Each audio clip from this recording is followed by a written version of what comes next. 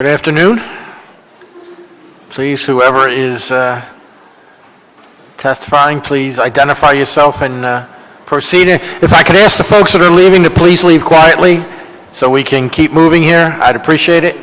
Please, whoever, Your Honor, whoever, yeah. Good afternoon. Right in the mic. I'm Pamela Demby. I'm here in front of you this time as President of the Board of Trustees of the Free Library.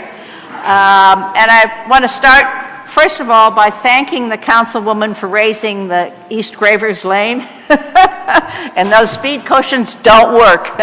Thank you. Aside from that, I want to thank Council. You have consistently been great friends and supporters of the library. So I know that I'm preaching to the choir. I also know that you have some tough choices to make in terms of how we spread our very thin finances. But I think there are a few things I'd like to remind you about with respect to the library when you make those decisions. First of all, 6 million people a year walk through our doors, our 61 operations that are all over the city. There's no other agency or anything else that many people voluntarily come to every year, year after year. And we have millions more web hits, so there's that whole expanding area of community engagement and contact. We have 1,000 free computers for people to use, and we have free internet at all of our branches. We are the largest internet service in the city. Siobhan Reardon, our magical director of the library, is going to talk to you about a number of programs, but I think one of the most important ones that you need to know about is that we're the lead agency for the Read by Fourth program.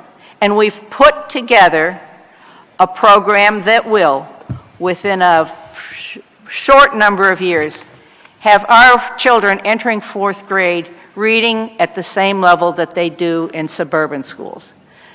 We are, I believe, the most effective public agency, social change agency available, and we continue to need your help.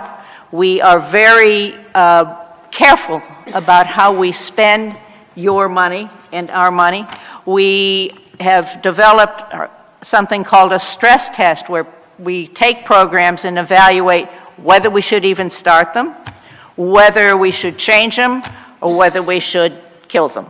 And we're applying that to all kinds of different programs, because as we all know, a lot of things sound like a good idea when you're kicking it around for the first time, like maybe speed cushions. I really have it in for speed cushions. I think I'm going to stop there. I'll certainly be glad to take questions, but I think Siobhan is really going to give you the detail. But we need your help. We need to get our kids reading. We need to get jobs for our adults. We need English for our new Americans. And we're the ones who are doing it, and we desperately need your help. So thank you. Okay, thank you. Ms. Reardon, we have your written testimony, but if you'd like to summarize, we'd appreciate it. Thank you. Yes, mine are much more brief than what's in your Thank package. You. And so I just want to acknowledge the fact that we have quite a number of our friends joining us today in our member and appreciate their support of the Free Library. We saw their signs there. Yeah. So as Pam said, the library has hit the ground running as the backbone agency of the Read by Fourth campaign. We have brought on more than 80 partner organizations, both public and private, to make sure that all Philadelphia school children are reading on grade level by the time they enter the fourth grade. The campaign will annually increase the number of third graders reading on grade level, beginning with 1,000 students in the 2015-16 academic year and an additional 200 students each successive year. Separate from our backbone agency responsibility, the library is one of the 80 partner agencies. We have partnered with the Philadelphia School District to engage in building bridges with books for the 2015-16 school year. We host 10 priority schools at 19 neighborhood libraries for biweekly visits and have created a brand new curriculum for monthly family engagement programs to invite the children and families of our partnered school to participate together in fun and hands-on delivery, skill building. This partnership has strengthened our relationship with the school district and has provided a solid platform for us to build off more collaborative efforts. To improve economic opportunities for all Philadelphians, we are involved in multiple programs to assist job seekers. One is in partnership with 9 community agencies where we will develop a model for how public libraries can fully integrate their work with the broader systems of workforce development and adult education. This is a collective impact approach emphasizing mutually reinforcing activities, shared and measurement systems, and continuous communication to drive social change. We will center our attention in the Pascalville Library neighborhood in southwest Philadelphia, which is characterized by extreme poverty, high unemployment, and low levels of educational attainment. The project will have special focus on serving the needs of residents from immigrant refugee communities or those who have a history of incarceration. Building on a prior planning grant, the Free Library and its partners will share the model nationally with the library profession and the social service sector. In partnership with the prisons, we continue ongoing libraries in cell blocks program and have added a new program called Stories Alive. Stories Alive brings together incarcerated moms and dads with their children and family members for teleconferencing story times in neighborhood libraries. Up to 6 families gather at the Frankfurt, Kensington, or Widener libraries each Saturday to read stories and visit with their parents via Skype. The families also receive library cards and free books to take home. Once released, the inmates who have participated will also receive a resource guide and temporary library cards. Our plan is to grow this program over the next few years. In just a month from now, the South Philadelphia branch will reopen at Broad and Morris, along with the Children's Hospital of Philadelphia Primary Care Clinic, a recreation facility, and a city health care center. This unique partnership is the first of its kind, and we are delighted to be part of it and hope to be integral in forming many similar partnerships in the future. I hope you can make the opening in June. 4 other libraries, Lovett, Logan, Lilly, Marrero, and Tacony, have closed, and construction will begin by the fall. While those libraries are closed, nearby branches have extended hours. At Tacony, we will have a shared satellite location with mural arts on Torresdale Avenue, and thanks to Councilman Heenan for making that happen. These libraries will be modernized with new furniture, computers, and plug-in stations, and will be fully ADA accessible. This transformation will create an innovative library environment that anticipates and accommodates the dynamic nature of libraries, information transfer, and the needs of the public. This work on the neighborhood library should be completed by October 2017. On a final note, we are in full support of the Mayor's Rebuild initiative as we recognize the impact it would have on our libraries. The physical improvements I mentioned above are only representative of a very small percentage of what makes up the library system. In total, we have 49 neighborhood libraries and 3 regionals, all of which could use much-needed attention. We suffer with leaking roofs, malfunctioning air and heating systems, old plumbing and electrical systems, worn-out furniture, and most importantly, we do have several libraries that are not fully ADA accessible. Last summer, we had 8 libraries closed all summer long due to either roof leaks or damage or HVAC failure. Rebuild takes into account our needs and the needs of all Philadelphians and will boost our capability to serve the city. We remain committed to working on bringing the citizens of Philadelphia the best service that we possibly can, and I would take this opportunity to thank all the members of council for their support of the Free Library and look forward to working with you in the future, and I'm happy to answer any questions.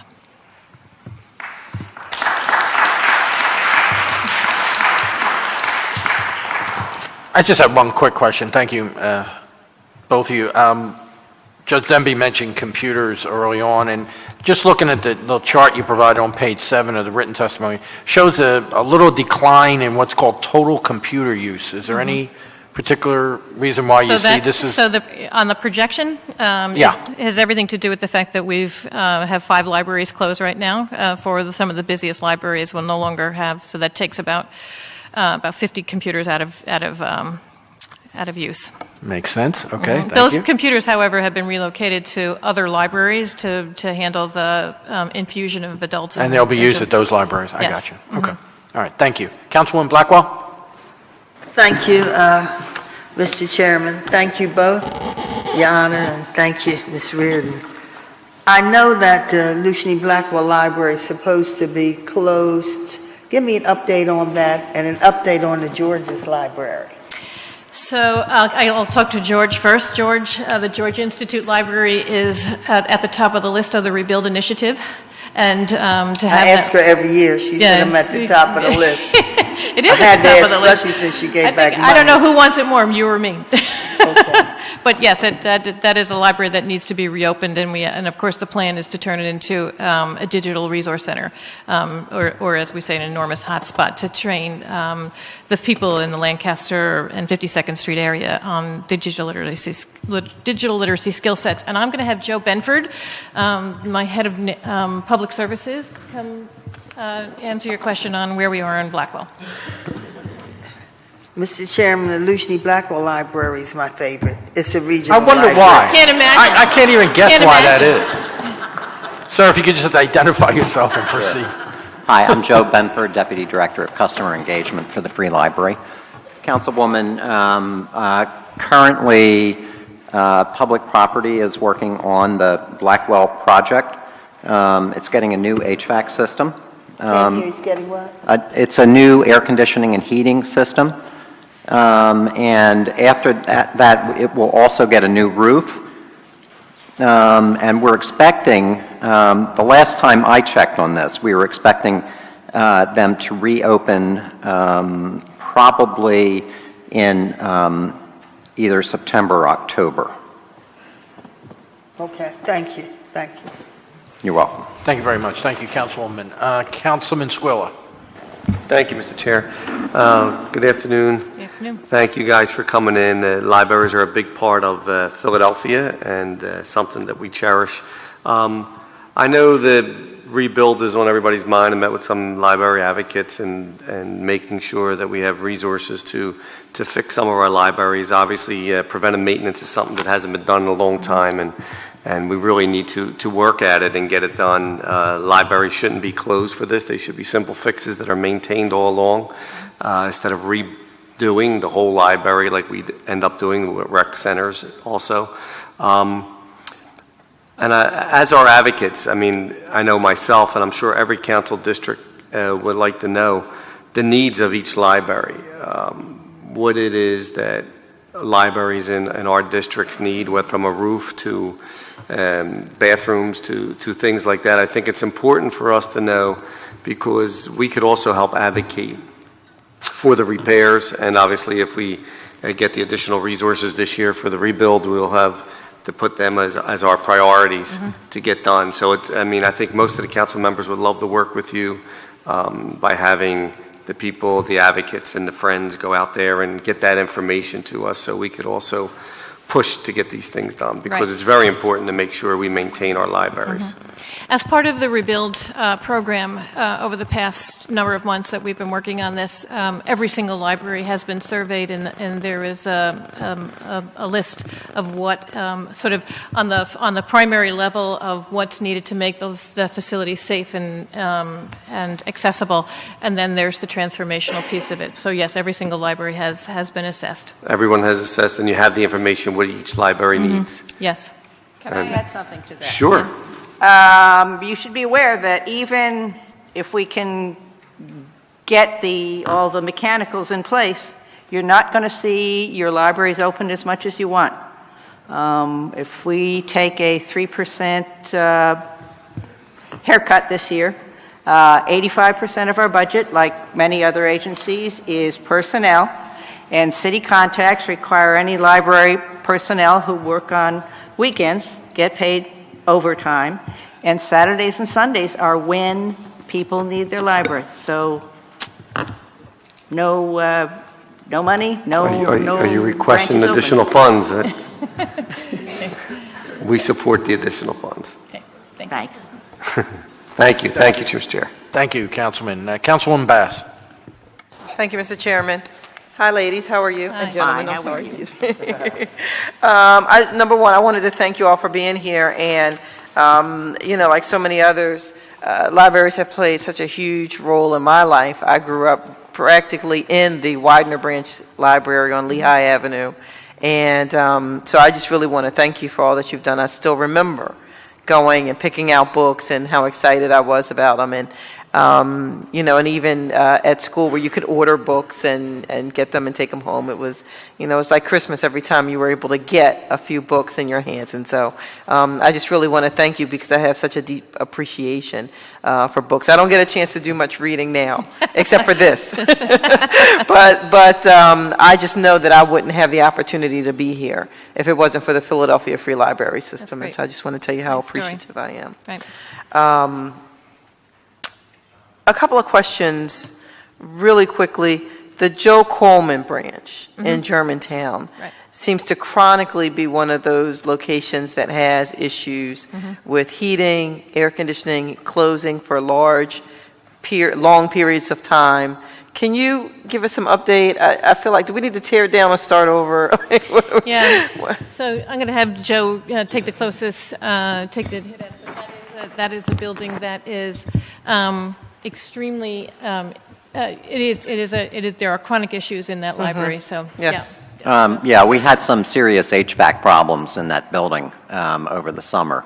And it had to do with the way the original HVAC system was put together by different subcontractors, and they used the wrong width pipe from the condensers to the whatevers and overloaded both the units and blew it out.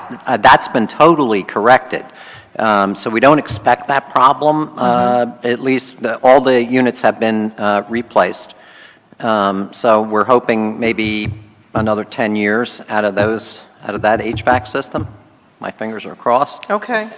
Long-term, do we need to should we be planning a new library in that location or nearby, or?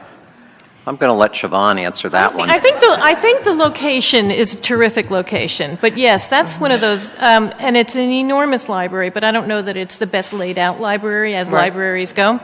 And I do think the children, I do think but I think the location is perfect. But yes, an upgrade in that library is long overdue. Absolutely. Okay, all right, good to know what your thoughts are there. I kind of think an upgrade or a replacement someplace very, very close. There are some other spaces that are available along that commercial corridor, unfortunately.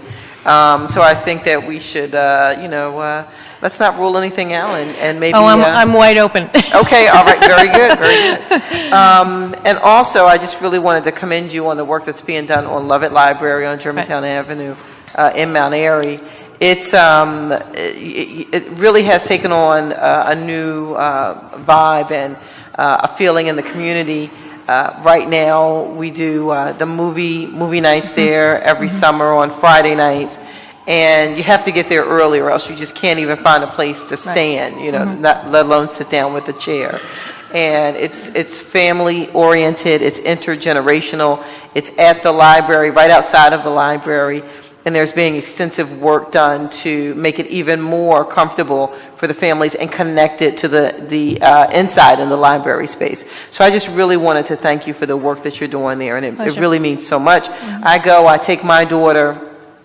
We thoroughly enjoy it, and so I just wanted to say thanks. Pleasure. Yeah, that's an exciting project because that's a building, and the whole concept of placemaking, including Mount Airy USA and the rec center nearby. I do think that whole concept of creating a civic commons, and that'll be sort of a leader. We'll benchmark that amongst other libraries across the country too, which is kind of the genius of the project in the first place. Right. Well, thank you very much. Thank you all. Thank you, Councilwoman. Councilwoman Blackwell.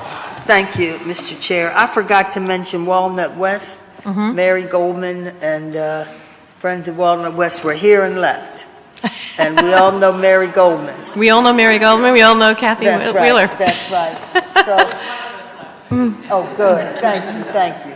So I wanted to check on what the status is. They were telling me something while I was rushing back. So that's another building that has complex problems with its heating and boiler and HVAC system.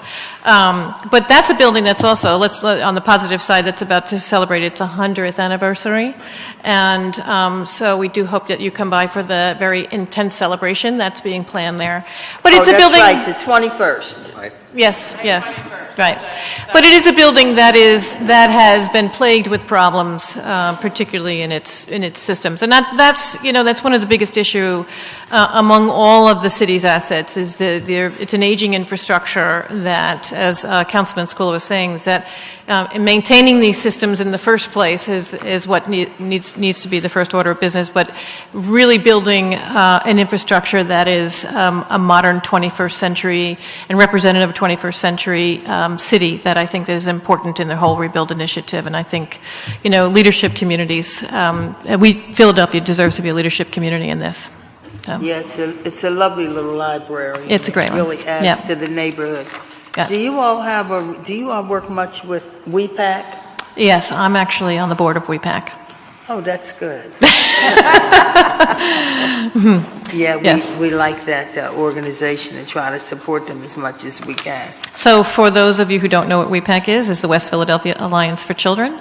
And it is a non-for-profit organization using volunteers reopens long-closed libraries and public schools in West Philadelphia. It's great. West Philadelphia, yeah. West is West best. Philadelphia, all right. That's right. Thank you. Third very Councilmanic District. Okay, much. thank you. Well, a couple of lights started flashing and people aren't sitting there, so that was a little scary. But other than that, no further questions. Great. Thank you all very much. Thank Thank you. you for all you do. Okay. Libraries are a great asset to the city. Did you see that? Johnson and Sanchez.